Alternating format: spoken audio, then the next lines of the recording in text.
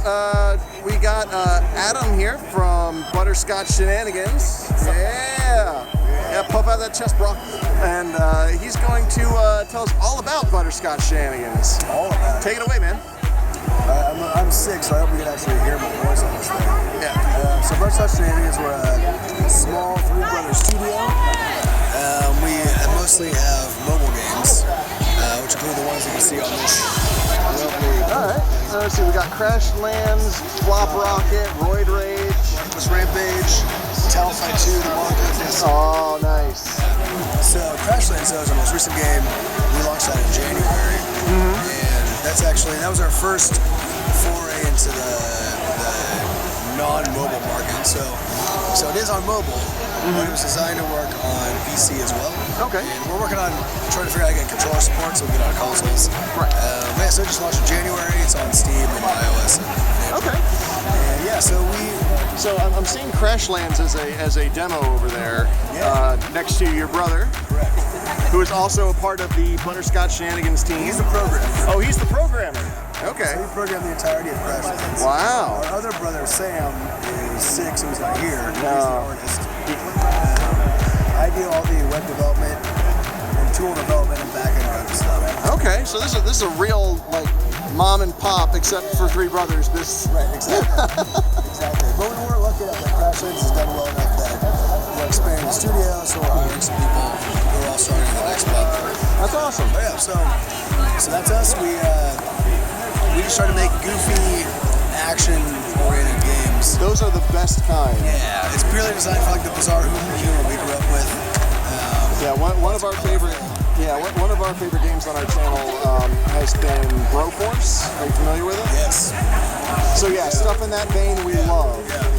Broforce is hard to play because it's so much is happening. It's true. There's a lot going on. There's a lot going on. And with the pixel graphics and everything exploding constantly. I mean, it's super fun. Oh yeah. But it makes me go blind. But we love that kind of style. Yeah.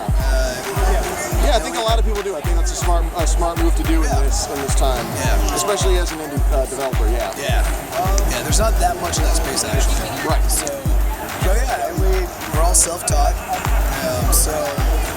Oh wow, this is all homebrew. Like wow, nobody took a course. We don't know what we're doing. So Seth taught himself programming. Hey. It's the other brother. It's my other step. Yeah. This is Seth. What are you Seth, guys talking about? We're checking out ButterScotch-Shenanigans in whole, and we're taking a quick look at Crash Lands. Yeah. Adam was just telling me about it's a family business. It's a family video game business. Mom and pop shop. Yeah, you guys are getting out of well, not getting out of mobile, but incorporating the home experience into your mobile offerings. Yes. Tricky proposition. So as we can see, Crash Lands over here is running on a laptop. So this must be the Steam version. This is the Steam version, which is actually the same as the mobile version. So, okay. And we have a cross-game system, cross-platform system, which is that's what I've been developing. So you can see there's this little we call it ButterScotch ID. It's like Battle.net ID, you know, the same thing. Yeah. So if you log into this, if you have it on your phone and on Steam, you can play the same save on both. That's awesome. Everyone loves cloud saves. Yeah. And we want to make sure that we can do that on any of the platforms we go on. Exactly. So it's one of the hard requirements we have. Oh yeah, it's looking good. So you can see it's we're working on controller support because we want to also port to consoles. But for now is it around point and click. Gotcha. So we have hotkeys on PC, of course, for all your action items. But otherwise, it's just point and click. Do stuff like Diablo style. I see. And it's a story game. So throw me the main goings on of Crash Lands. Sure. This guy's losing his voice. You mean like the core gameplay kind of stuff? Basic story overall. The game, the narrative. Yeah. Like, who are you? Why are you doing this? So you are Bloodstains.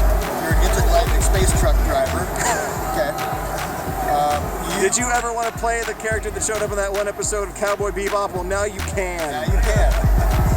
So and this is your robot companion juice box here floating. side. Hey, Juicebox. So we're trying to deliver these 3 packages.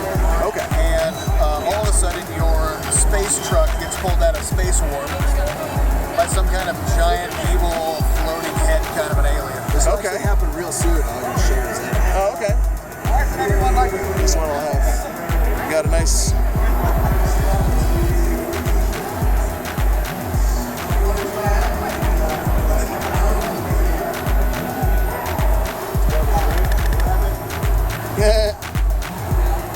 Oh no! This is Hugo Duco, the villain of the story.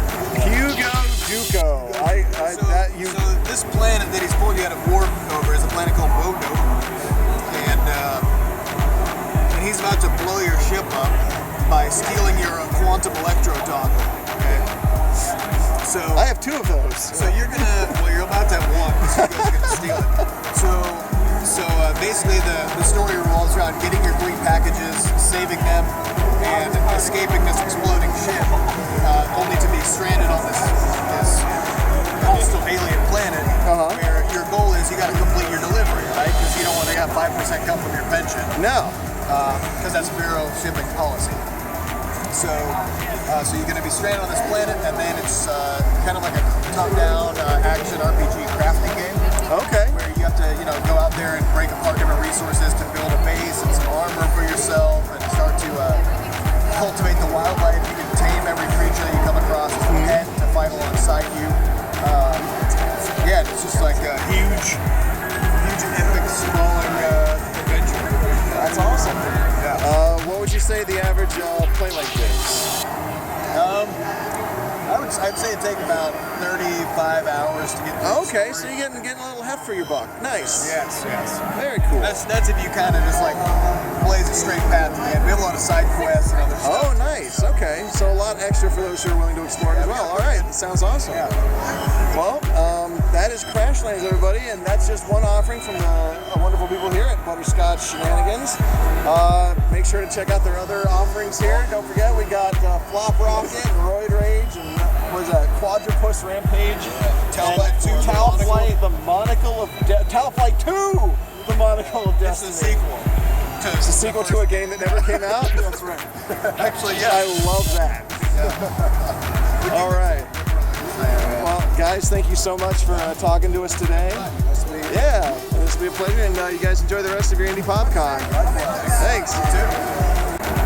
All right, guys, we're over here at the Daylight Studios booth, and today they've got this is Ian over here and Yvonne over here, and guys, today we're looking at a brand new game from your studio called Holy Potatoes, We're in Space. Yep, right there. And we are also getting to bear witness to the mascot of the event, Potato Dog. He's a potato dog. We can just call him Spud.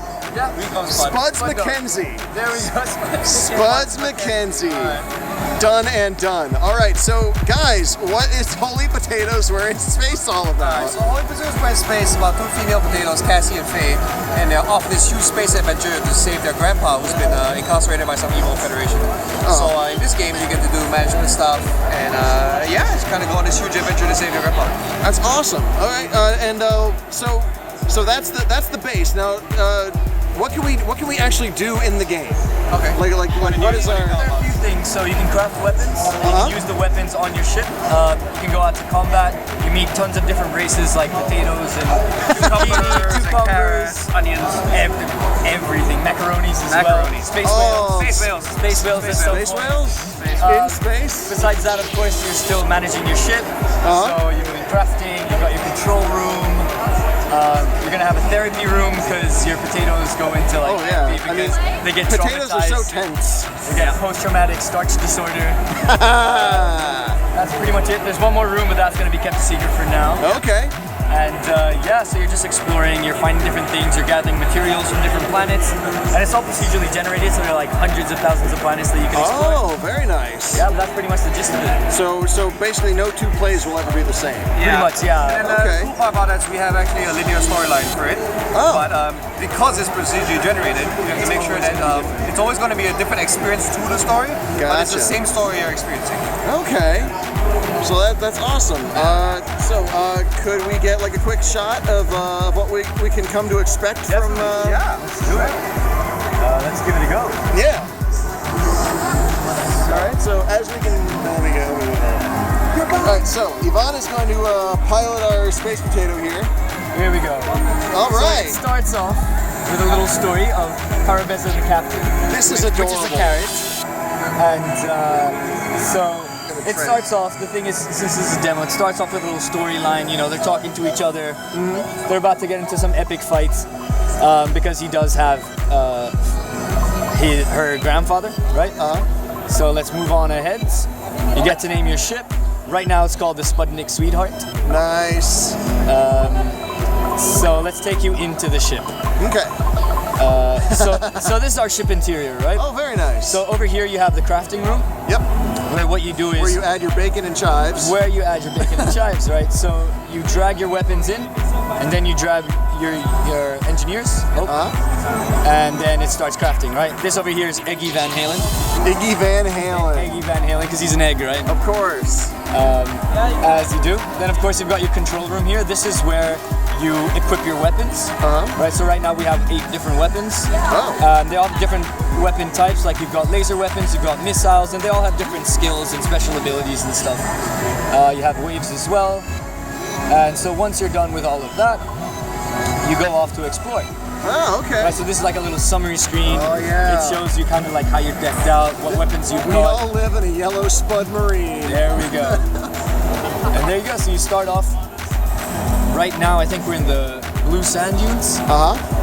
So you've got 2 different things, right? So when you're going out, you can either encounter a battle with someone. Okay. Or you have a choice encounter, where it's kind of like a random encounter.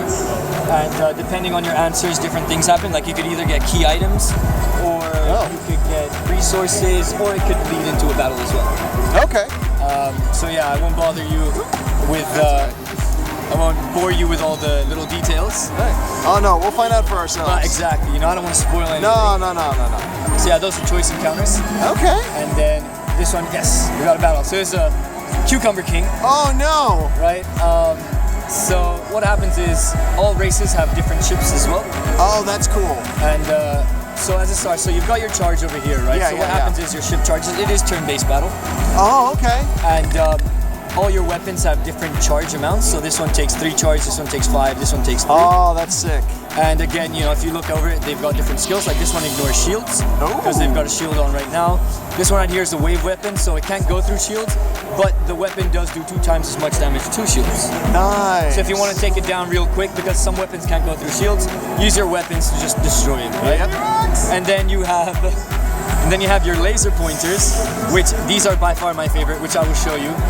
When you shoot something, space cats just appear because they get attracted by the lasers. Nice.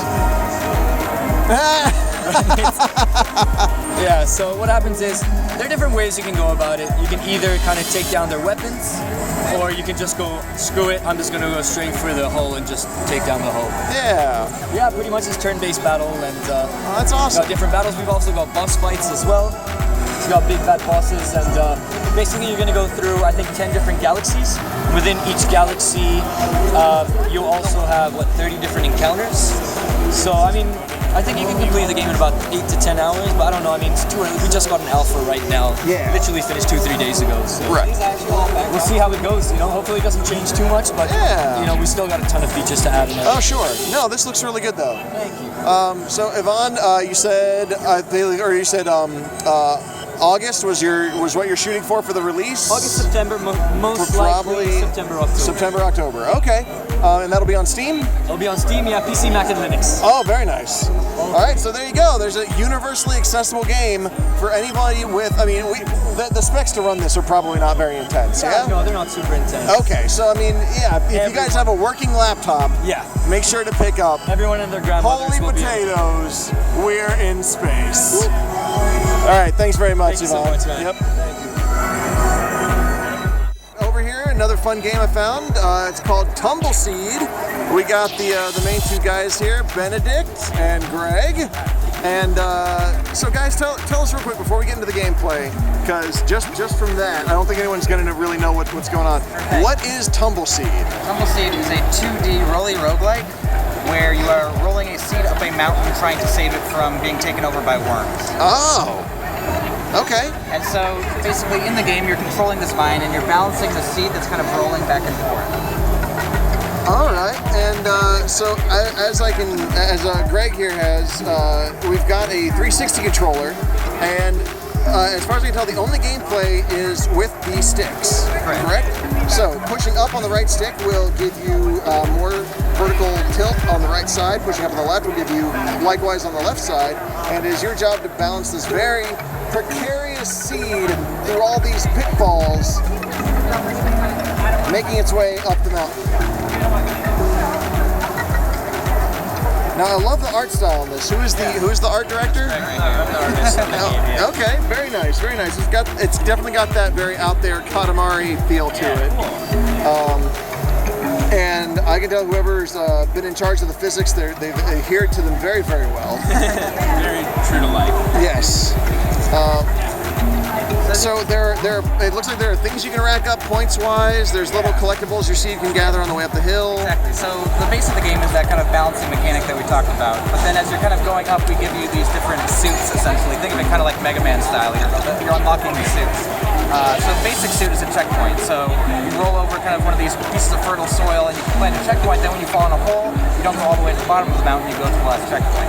Okay. So then we kind of give you more suits as the game goes on. So there's a suit for getting hearts back. So if you fall in a hole, lose a heart. If you plant 4 of the heart seed, then you get a heart back. Oh. Then we give you a mineral suit. So if you plant 3 of those, then you get more minerals, so you can plant more suits.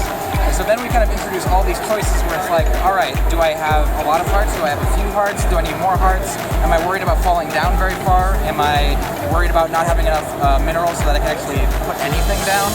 And then as the game continues, we kind of get deeper into like the roguelike stuff that we have in our game, which is kind of like having shops and having places where you can pick between 2 upgrades, that sort of thing. And then we add lots of enemies. Then you can kind of combo different suits together, like there's a suit that'll spring you up, and you're kind of invulnerable as you kind of float down. And then you can combo that with a suit that gives you like a poison aura, so you can kind of spring yourself up and float over enemies and poison them. And so we kind of have this base, very simple experience of this balancing mechanic, and then we layer on top of it this suit system that kind of makes really interesting decisions possible and kind of really builds out the game into this interesting thing that lets you kind of play over and over as you try and get to the top of the mountain. Okay, cool. So, guys, tell me, what are your? Is this out now? It is as of the time of the as of the time of Indy Popcon, it is not out now. When is the release date and for what platforms? We're shooting for January and it'll be on Steam for sure. PC okay. Mac. Steam, PC Mac, awesome. Any Linux or mobile adaptations you guys might be working on? We're staying open to other platforms, but we're not committing to anything yet because it's a little bit of ways out. No, I hear you. All right, well, cool. Yeah, well, we definitely look forward to seeing it at the end of the year. Thanks very much, Benedict and Greg from Tumbleseed. Yeah, thanks, man. And yeah, you guys have a good rest of your con. Thanks. Thanks. Thanks.